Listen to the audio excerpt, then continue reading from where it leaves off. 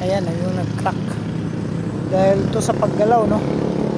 So far mga idol, mga ka-farmers, no, yung mga pasahero dito ay maglalakad muna dahil nga mga light vehicle lang yung pinapadaan dito.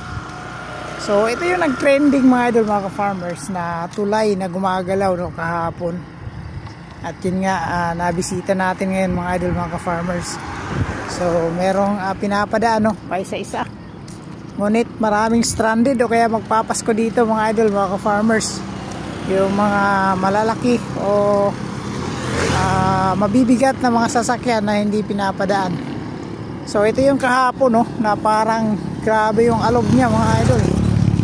At ngayon naman ay so far banayad naman yung karagatan. Ayan. So ito yung tulay na nagdudugtong, no, sa Leyte at province of Biliran. So ito yun, no. So ito yung parang may spring dito mga idol. Ayan.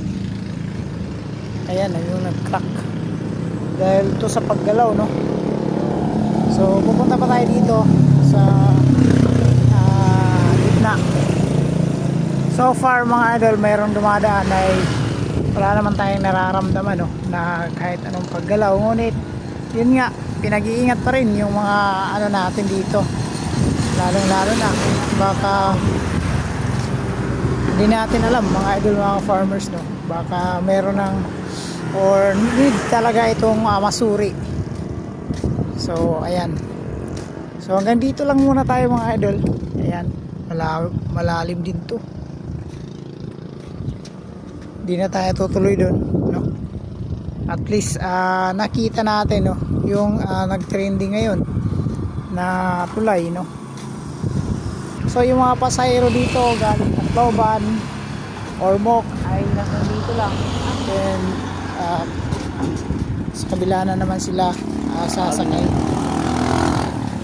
So yun nga mga idol, mga ka-farmers. So uwi na.